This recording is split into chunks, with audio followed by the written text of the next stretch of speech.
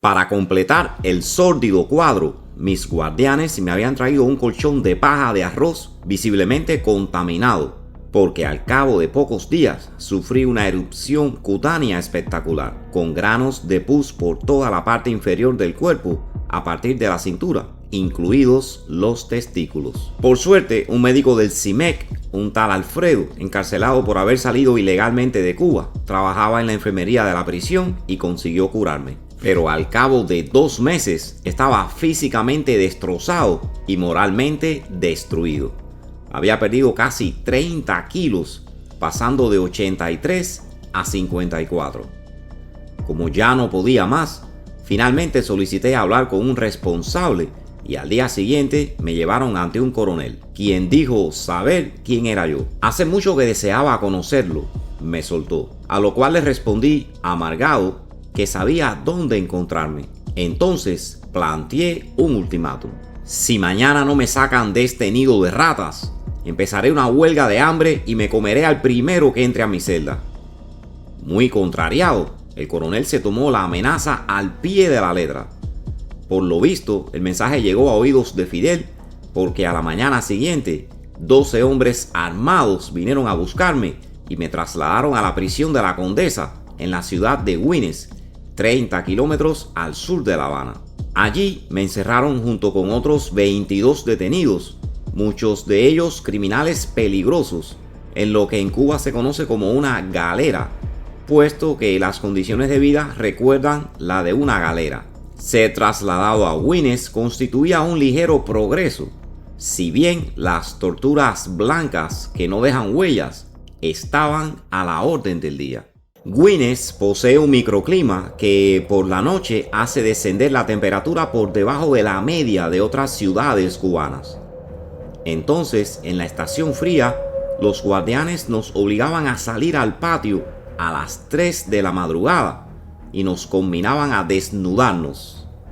Debíamos quedarnos allí, plantados, de pie y desnudos, frente a nuestros carceleros que nos humillaban. ¿Tienen frío? ¡Qué raro! Nosotros no.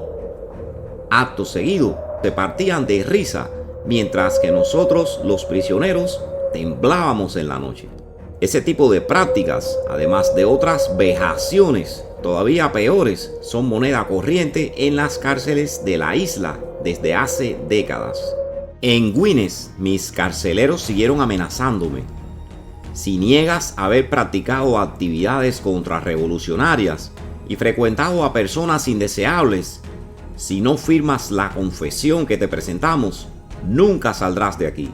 Yo apretaba los dientes, los miraba a los ojos y les contestaba: sí, ese es mi destino. Finalmente, un mes después de mi traslado, 8 hombres armados hasta los dientes me llevaron ante el Tribunal Militar de Playa, uno de los municipios de La Habana. Cuando comparecí a puerta cerrada, todos mis derechos fueron pisoteados. El presidente no escuchaba cuando mi abogado hablaba. Los testigos de la acusación podían comunicarse entre sí en la habitación contigua, etc. Ultraje supremo. Vi a algunos de mis antiguos colegas desfilar ante el tribunal para acusarme de desviación contrarrevolucionaria.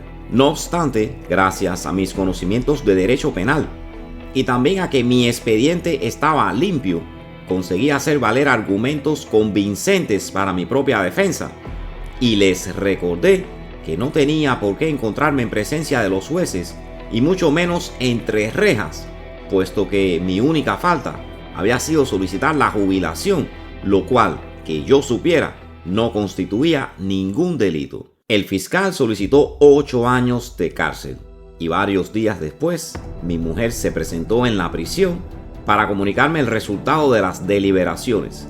2 años y medio. Se sentía aliviada porque era mucho menos que los 8 años que esperaba, pero yo me quedé escandalizado, asqueado.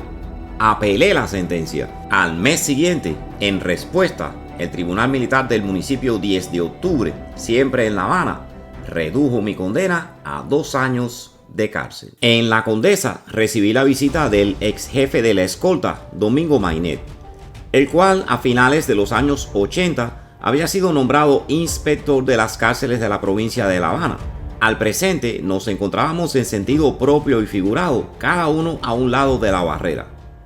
Mainet me preguntó cómo iba todo, y yo le contesté: muy mal, y tú sabes perfectamente que no tengo por qué estar aquí, dado que me conoces muy bien. Después quiso saber si creía que me encontraba en prisión por voluntad única y exclusiva de Fidel. Por supuesto me abstuve de decir la verdad, pues conozco bien el sistema cubano. Atacar al comandante solo conseguiría empeorar mi caso. Me limité a responder: es probable que haya sido inducido a error por tu sucesor, el jefe de la escolta, José Delgado, y por la gente de la contrainteligencia militar. Y añadí: ahora, si no tienes nada más que decirme, me gustaría volver a mi celda. En otra ocasión fue el general Francis, el gran jefe de la seguridad personal, quien vino a verme. Cuando llegué al despacho del director de la cárcel, quien nunca había recibido a un general tan importante, habían preparado un buffet. Francis empezó diciéndome que pronto sería recibido por el ministro del Interior, Abelardo Colomé Ibarra, cosa que no sucedió jamás. Después me invitó a comer. Me negué en redondo y le expliqué que no era el tipo de comida que se degustaba habitualmente en la prisión y que, como sin duda sabía, no existía ningún motivo válido para que me pudriera entre cuatro paredes.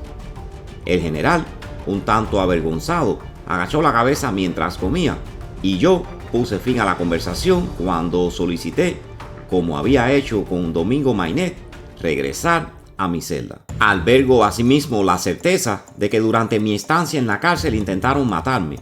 Del mismo modo, sin duda, que se quitaron de encima al ex ministro del Interior, José Abrantes, condenado a 20 años de reclusión en agosto de 1989 y fallecido de una crisis cardíaca en enero de 1991. Había contraído una otitis aguda y el médico de la prisión me había prescrito un tratamiento que, lejos de beneficiarme, no daba resultado alguno.